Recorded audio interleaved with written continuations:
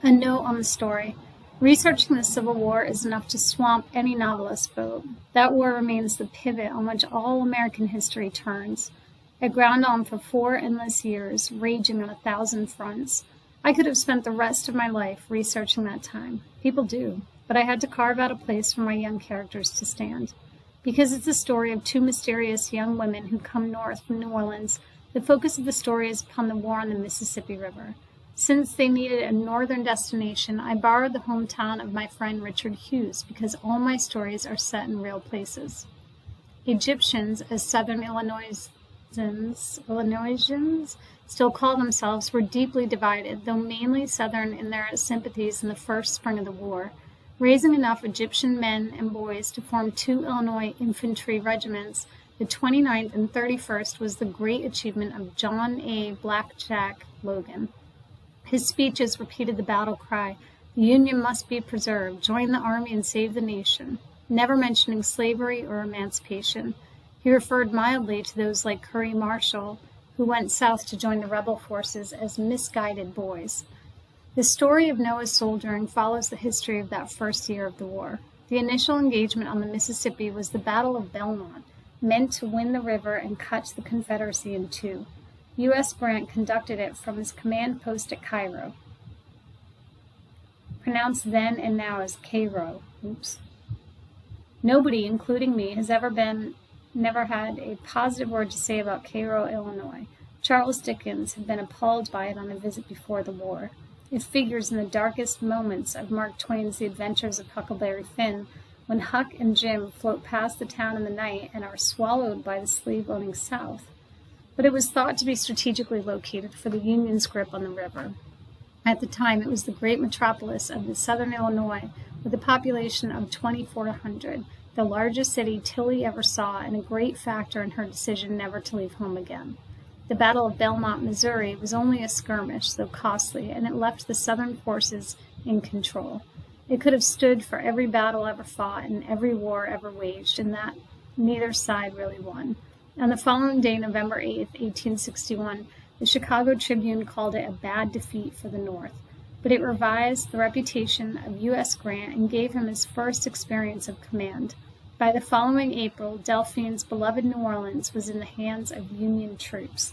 A soldier's war is over on the day he loses a limb, and so Noah's Civil War lasted only weeks, not years.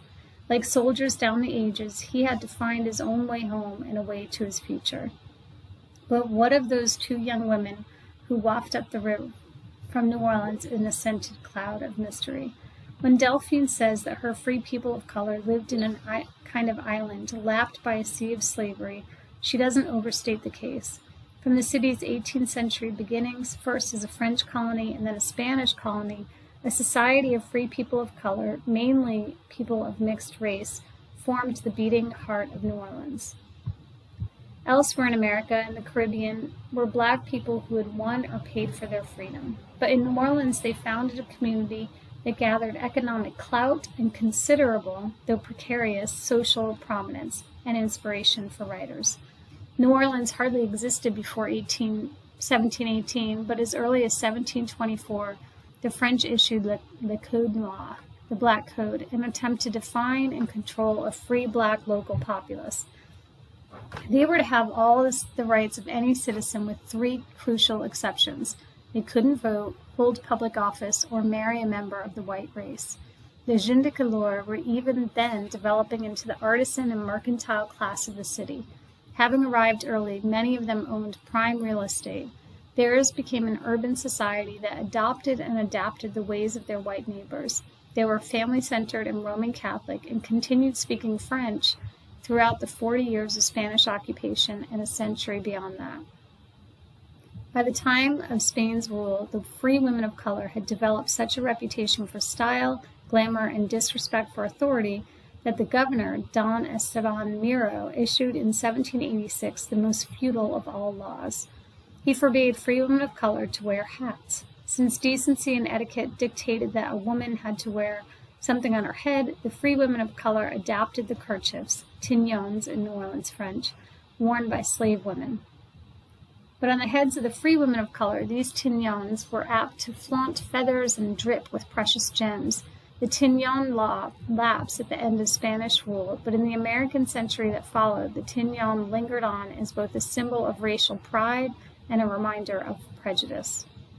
After the Louisiana Purchase of 1803, New Orleans found itself a part of the United States and ruled by Americans, often Southerners, who showed less tolerance than the Spanish and the French. They were shocked at the amount of property owned by free people of color, and most of the owners were single women. The custom of plessage, of white men fathering families with their mistresses who were free women of color, shook the American newcomers to their shoes. How this arrangement began is shrouded in history and mystery. It may have come from the Caribbean, where women of color were often the mistresses of Spanish or French colonials, and encouraged in early New Orleans by the scarcity of European women. Not every free woman of color became the mistress of a white man she couldn't legally marry. Those who did enter into this became famous as quadroons, an elastic term that came to refer specifically to those mixed-race mistresses. Their ranks were increased at the time of the Louisiana Purchase, when free black people fled the slave uprising in Santo Domingo, the French colony that became independent Haiti.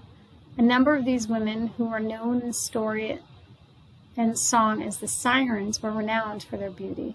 The journalist Lafcadio Hearn described them in trembling prose. Uncommonly tall were these famous beauties.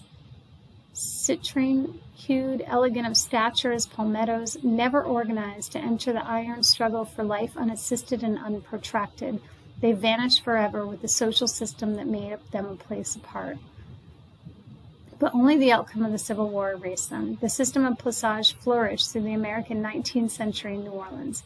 The American regime that imposed new strictures on the free people of color, curfews and identity cards, was silent on the subject. The loss of the Civil War destroyed New Orleans' economy.